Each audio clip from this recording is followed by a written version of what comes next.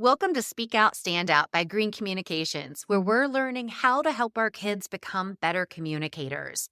We believe our voices are the strongest asset we have, and our mission is to empower the next generation to use their voices to make a difference in the world around them. Whether you are a parent, an educator, or are just invested in today's youth, we hope this podcast will help you build confidence in our future, one voice at a time.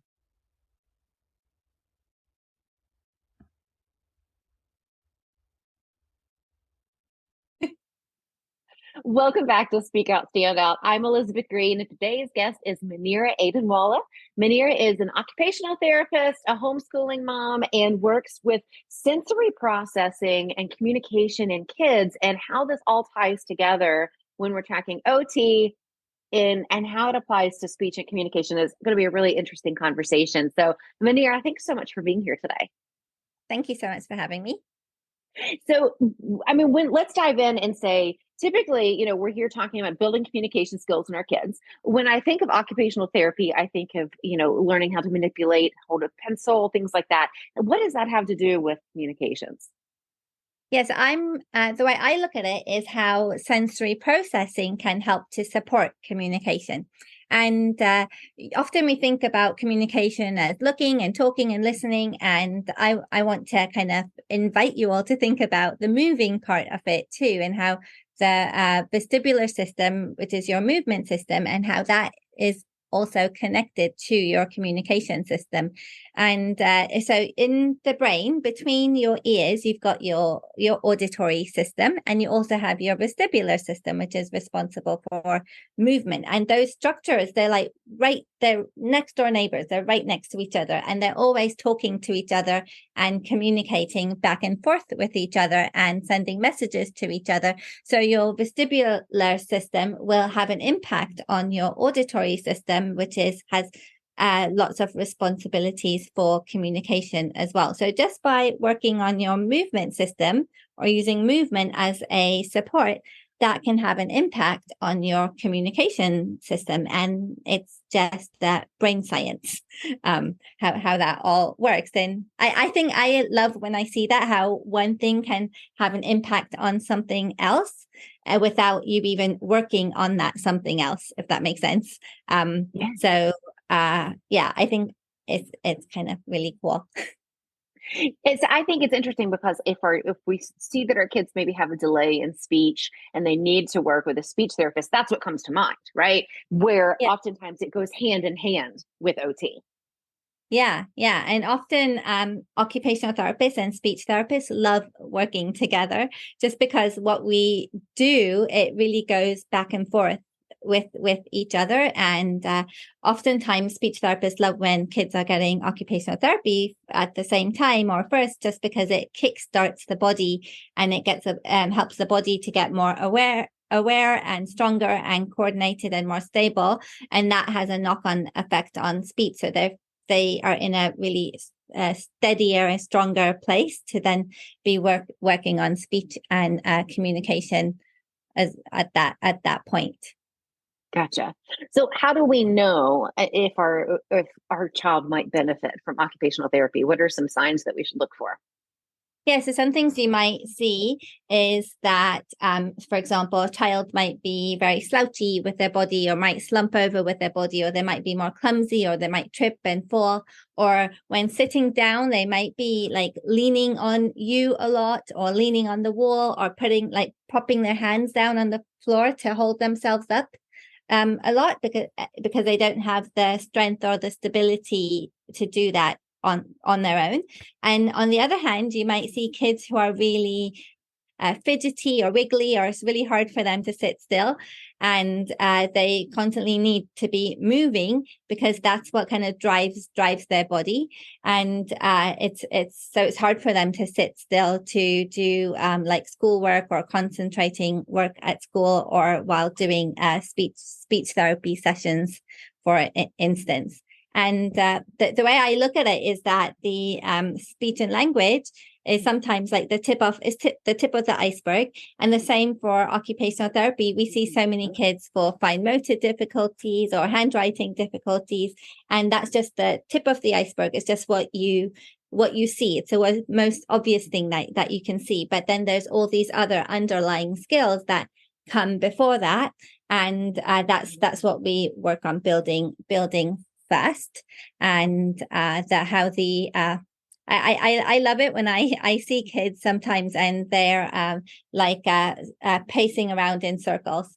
And it's, for me, I get a little bit dizzy seeing that. And so, but that's a me issue. It's not a them issue. And it's that's when they're getting a lot of their thoughts out, and they're really able to share so much when they are walking around in circles or pacing. And even for us as adults, we may notice, like, when the conversation gets a little bit more heavy, or you have so much more to share, you kind of start, like, well, I think I'm doing it right now, waving your hands around, or you might end up like moving your body a lot more. And it's just, that's how the movement system is kind of supporting you to be able to speak and communicate and get your thoughts out. That's so interesting how they're tied together. And I, was telling you earlier that I sit on a ball chair.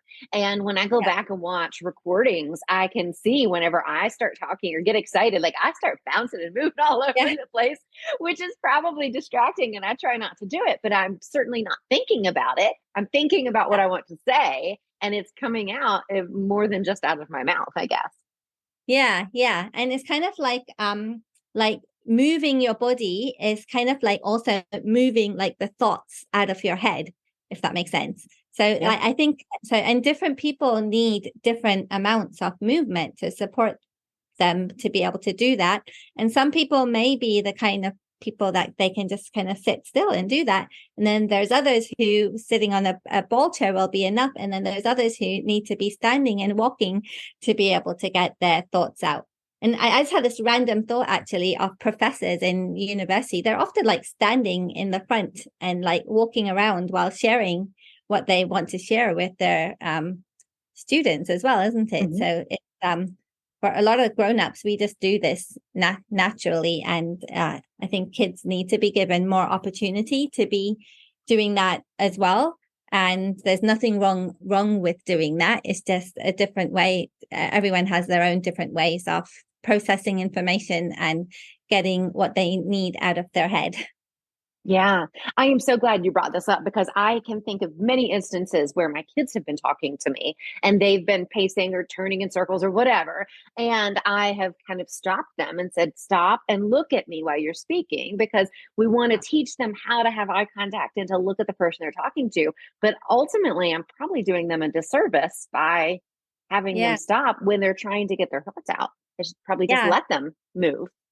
I think stopping kids from moving is actually also stopping the thoughts from coming out of their head, if that makes sense. And also, I know that my child has said this to me as well before, that because he doesn't really look when he has lots of things to share in his head.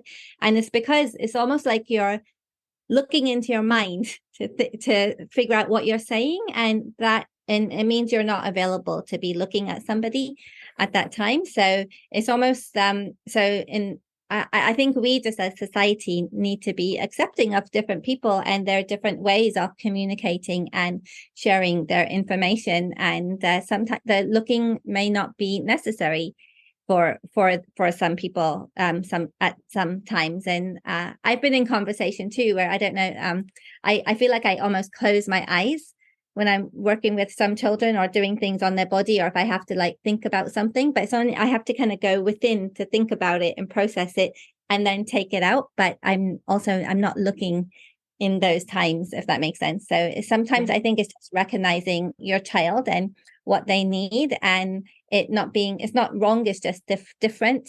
And it's not worse or better. It's just different, and us being a more accepting of different ways of doing things at the same time. So it's just it's cool. You're sitting on a ball chair, and I'm actually sitting on a bed. I might be bouncing a little bit because of the mattress, but it's how we get by and do what we need to do or what's important to us. Yeah, I know when we teach, we teach speech and debate classes. And when I'm teaching kids how to present when they're giving a speech, I will often say, you don't want to, what they'll do most of the time is they're sitting in a chair that spins. And so they're Yeah. constantly, you can see me, but to the audience that's listening, you can visualize this. They're just going back and forth and back and forth. And I always tell them how that can be distracting to their audience if they're doing that. But I think it's totally different scenarios where we're talking about just having a conversation and trying to get our thoughts out, as opposed to presenting a speech that we've already practiced and prepared. And then it's just nerves kind of taking over. I think they are two different scenarios. Yeah. And I wonder, it might be interesting also, if, because I haven't done debate, but, sometimes you're put on the spot where you have to think about something at that time. And I wonder if sometimes if that's a time when you might need to kind of move a little bit more because you're kind of figuring out what you're saying and it's something new and different versus something that is rehearsed and practiced. And it's already stored in your brain somewhere. Yeah, certainly. No, that makes great sense. So as parents, while we're, if you've given us some tips on what we should be looking for in our kids that might indicate that they could benefit from occupational therapy, but what are some things that we can do with our kids too? Some strategies or examples, activities that you do and you recommend that we could do at home? Yeah, I think what we've kind of talked about one of them, which I didn't think about initially, but I think one is to just be kind of open and accepting of how kids are moving and looking and doing things in their way. And so if they may not be looking at you, then that's okay. They're kind of figuring out, they're spending their concentration and focus on other areas versus the looking. And also to be kind of accepting of kids moving and talking and moving and doing things at the same time. And some other strategies. One is you're doing one already really, really well, is sitting on on the ball and bouncing on a ball while and having these kind of movement things available in your house. So you might have a ball in the house, or you might have a trampoline or something to jump on. I really love it's called a bosu. It's like a half ball and it's on like a solid base, so you can stand and jump on it. And it's great for having something indoors, especially if you're in like a cold place or a rainy place where you cannot go, where you may not be going outside to do these things, or winter time, so I love having these kind of things around for kids to be able to be bouncing and jumping and doing big body movements at home as well. And it could be like having time to do rough and tumble play with kids as well, or setting up like obstacle courses or ninja courses,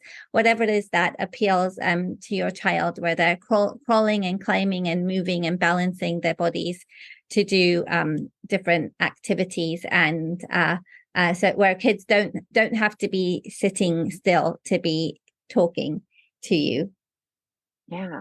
It's interesting to think that this benefits the communication side of things. I'm picturing different activities.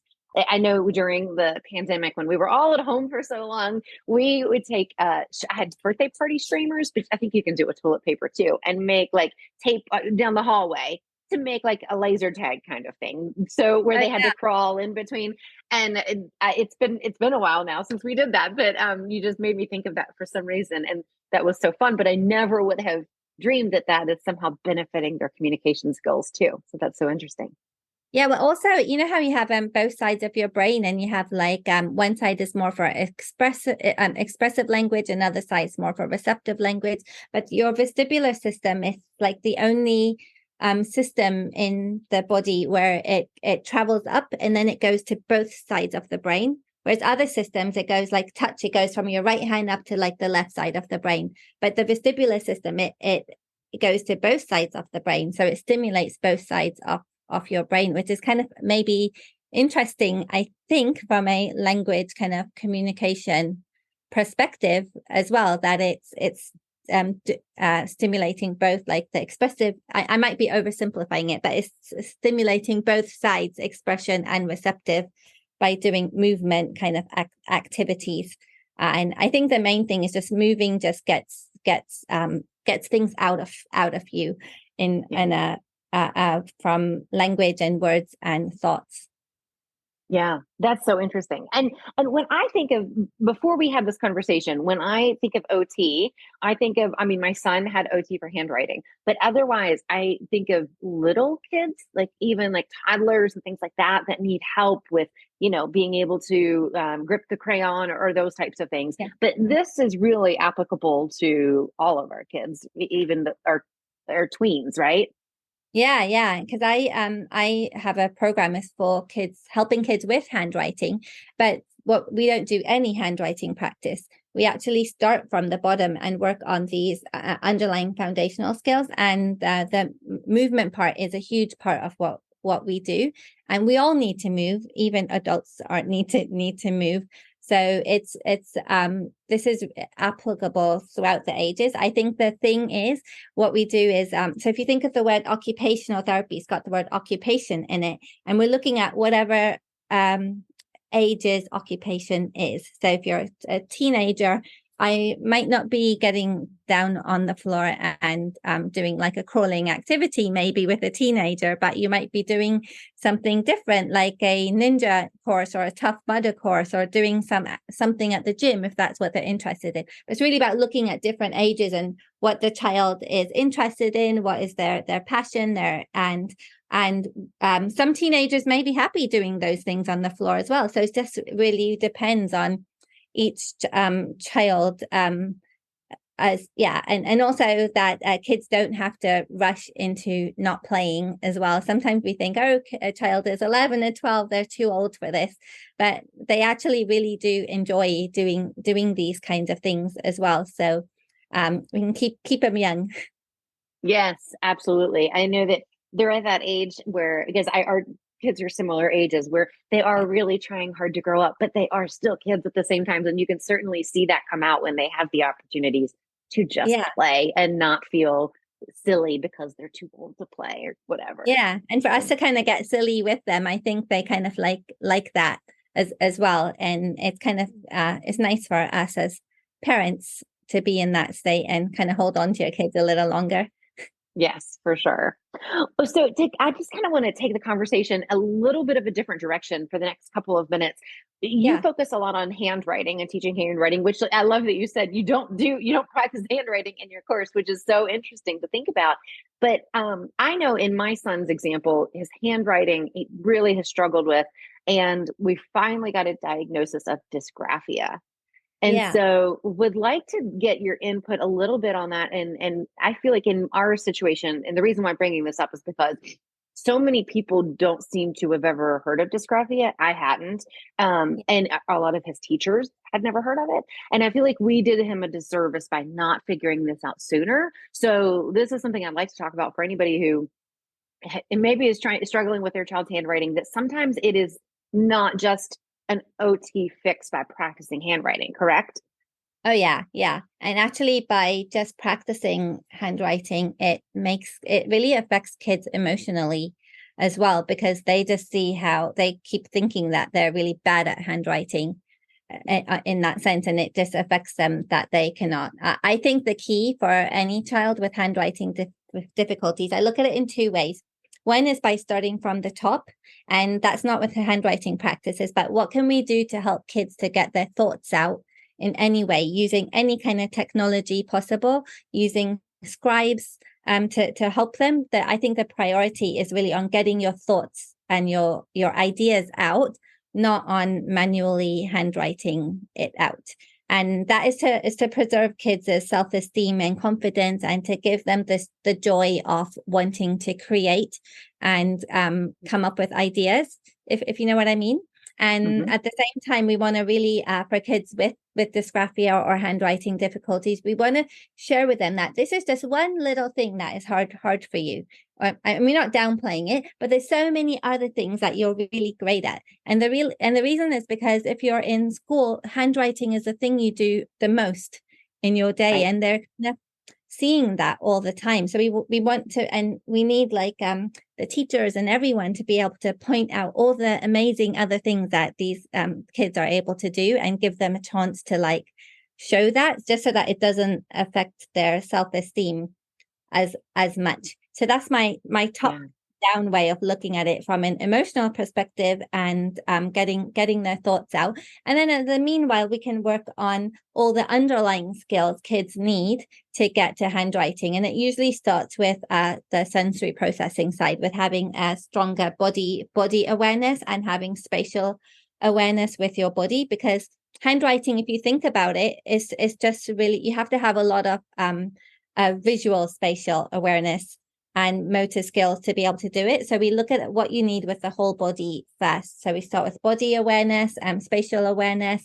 building your core strength. So you have the stability in your core and then in your shoulders, and then building up to your hands and your fingers, and developing the motor planning and sequencing. And there's so many different kinds of dysgraphia as well. So some kids it's more like motor coordination, and some kids it's more being able to like organize the thoughts in their head to be able to write it down on paper. But I start with the whole body, and kids are often quite interested because it's like a no writing way to help with their writing. And then once they're ready to do more writing, then we can do it. But we first start with the with their underlying skills and putting those bits in place first. Yeah. Then get to for me, the focus is always on like the joy of doing what they want to do versus on having to handwrite it. But that will come along once they have the underlying skills in place. I think all kids want to be successful at what they're doing, right? And once they feel that they can do something with their body, then they do it. And if it's too hard, that's when they start like resisting or being more frustrated, or kind of sometimes people say they're being lazy or not listening. But it's really all those things it's just really that they are struggling. And if we kind of reframe it and say, oh, it's, they're struggling with something, then it puts us in a place of taking action instead of so I might be going on a whole other tangent here. No, it's great. And I really I love that you talked about the emotional aspect of it, because that was a major, and that's one of the reasons why I wanted to bring this up, because that's our only experience with occupational therapy is because of my son's dysgraphia. But when you could ask him about, when he was like 5, you could ask him about any animal or insect on the earth, and he could tell you amazing facts and everything about them in such a cohesive way. But if you asked him to write anything, it would be like a 3-word sentence, and that's it. And because of the delay in figuring out that was the issue, it was getting it from his brain onto the paper. He really struggled with early years of school and has never kind of recovered. He doesn't like school because of it, So I think it's such an interesting concept and something that so many people don't know about. So I'm glad that you talk about the emotional aspect of it, because that's so important. The vestibular system has an impact on your emotions. It's kind of why we rock babies. So it kind of goes along with what you're saying as well. And it's also why I will work with the body and use a lot of movement input, because that has a knock-on effect on the emotional side as well. And a lot of kids who've gone through this kind of trauma with writing, you have to kind of go back and unwind almost, and help them to come out of that trauma first. So it's so much more than just the motor side of it, isn't it? Right. Yes, absolutely. And so much more than just saying, I know you can write. If you just take your time, you can do it well. That's, sometimes that's just not the case. And it's almost a bit like insulting, I think, to be told that. And many kids will say initially, they'll say that they said that their hands are sore from writing, but nobody believed them. And so they just went right through it. Or they decide as a coping mechanism, they've decided that they're just not going to write very much. But then people cannot see what they know. And that's why we need to have other ways for kids to be able to get their thoughts out, whether it's by typing or scribe or speech to text or some other way, because we want to see all the great ideas that they have as well, not just in one way. And also all these other sensory supports that we spoke about, like having that vestibular input and being able to move. Kids with like dysgraphia or handwriting difficulties, they often need more of that than other kids might, and it's nothing wrong with it. It just should be kind of accepted and part of what you should be able to use whatever strategies you need that will help you learn and do best and be your best self, versus having to do it the way, society wants you to do it. Exactly. Amen to that. Yeah. That Yeah. was great. Yeah. Well, Munira, this has been really helpful. I've really enjoyed our conversation and am so really impressed to learn so much about how OT affects our communication. Is there anything else you want to share with our audience before we wrap things up? I think we've said a lot. I think the main thing is that whenever kids say something or they're frustrated, or it's for us to just kind of look deeper and see like what else is going on. And that is, I think it's never really a child's fault that they're not listening or not focusing.